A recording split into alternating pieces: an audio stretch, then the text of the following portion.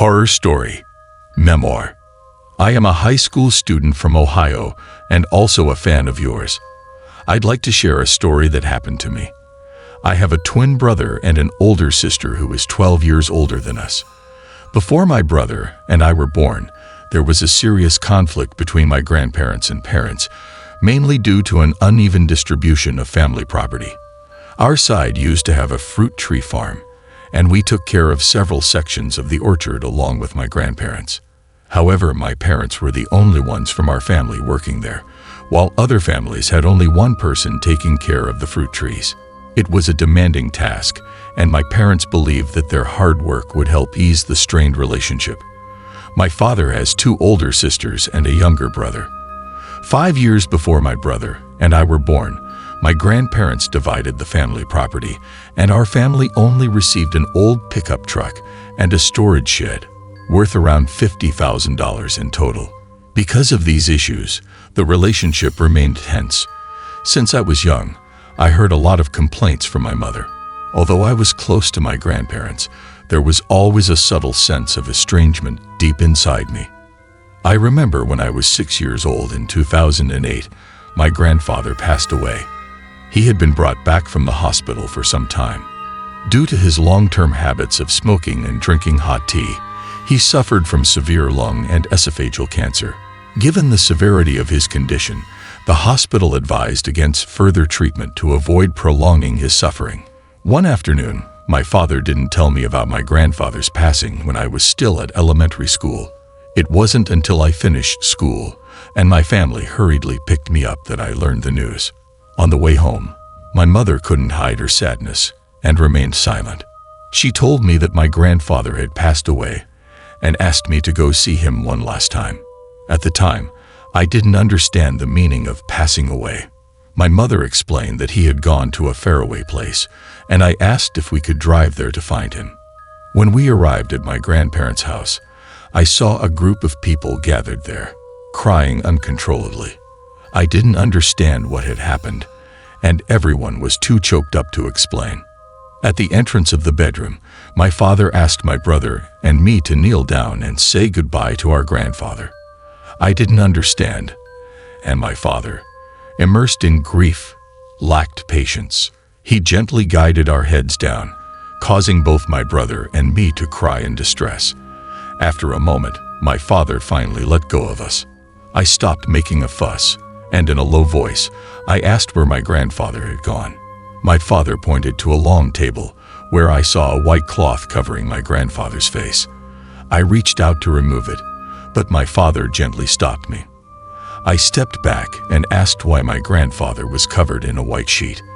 My mother explained that it was part of the funeral tradition, and only then did I understand the meaning of passing away.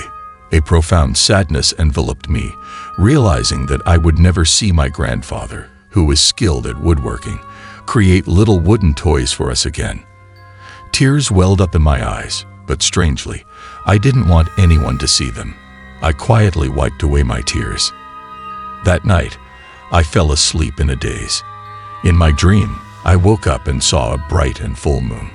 I went to play in the backyard. As I played, the surroundings suddenly became eerily quiet, and I stopped laughing, contemplating how to get back. I walked along the path I came from for a long time. The sky grew darker, and I started feeling tired and anxious. I began to run, but then I stumbled on a stone and fell forward.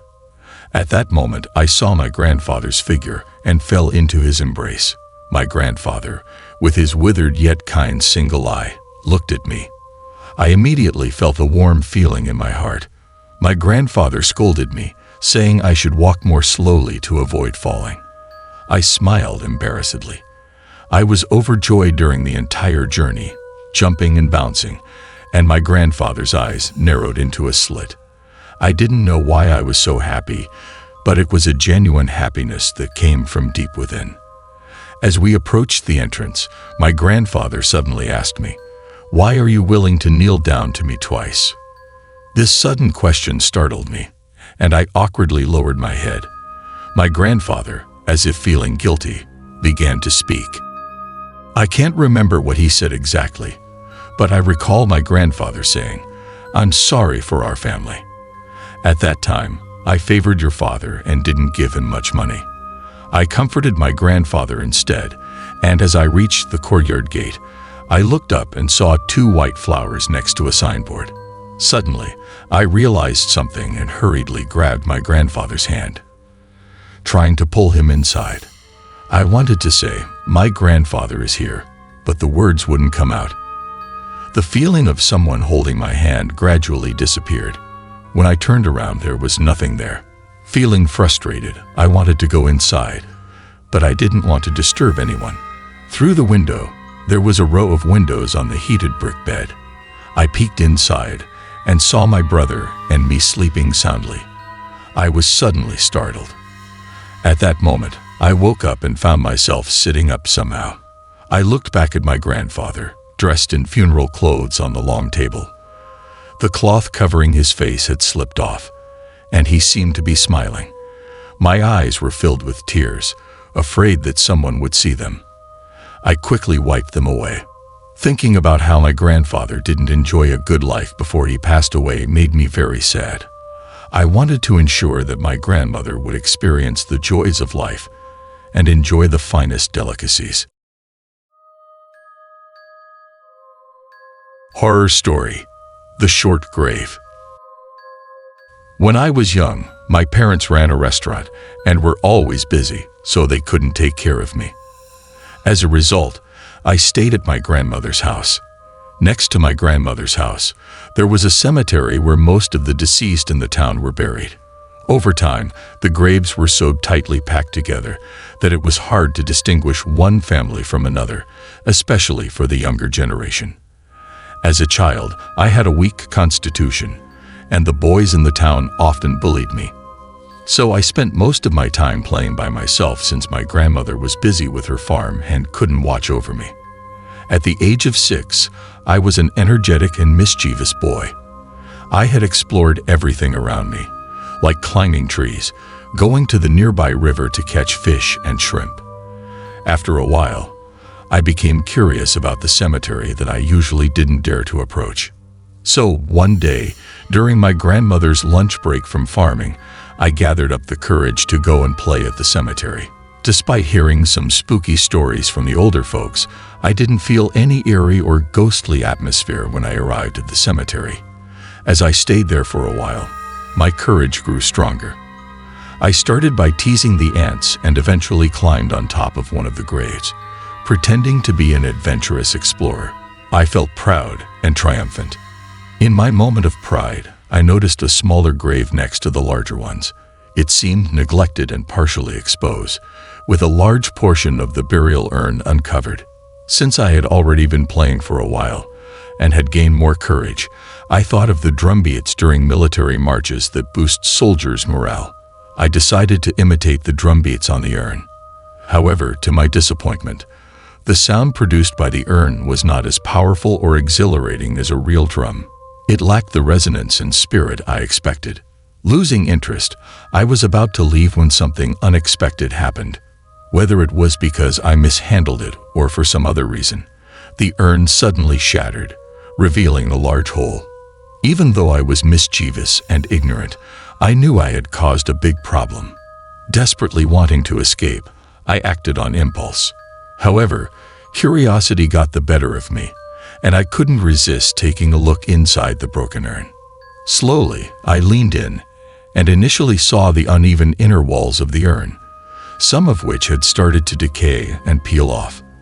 As I lowered my gaze to the bottom of the urn, despite the sun shining directly above, I was overcome with cold sweat as I locked eyes with a slightly yellowed skull, its eye sockets empty and hollow. In that moment of uncertainty, I suddenly heard someone loudly exclaim, "Hey!" I turned towards the source of the sound, only to see the older brother from the neighboring house. Seeing me startled and standing near the partially exposed grave, he wanted to scare me. Although it was just a prank, I turned pale with fear. Seeing my reaction, he realized he had gone too far and, in an authoritative tone, told me to quickly return home and not wander around. Feeling bewildered, I mumbled a few responses, and just as I was about to leave, I found myself feeling lightheaded and suffocated. Looking around, I wanted to ask the mischievous older brother to take me home, but he had already disappeared. I had no choice but to endure the discomfort and make my way back to my grandmother's house, struggling with each step. When I arrived home, my grandmother was still deeply asleep, snoring heavily, oblivious to my little adventure. Perhaps due to the guilt I felt, after eating a few spoonfuls of porridge, I went back to the short grave, apologizing and making promises. However, my headache persisted, and it wasn't until around the age of 13 that it slowly started to improve. I once asked the doctor about the cause, and he mentioned that the symptoms resembled Meniere's syndrome, or could have been triggered by a cold. However, to this day, I still can't fully explain the exact reason behind those symptoms.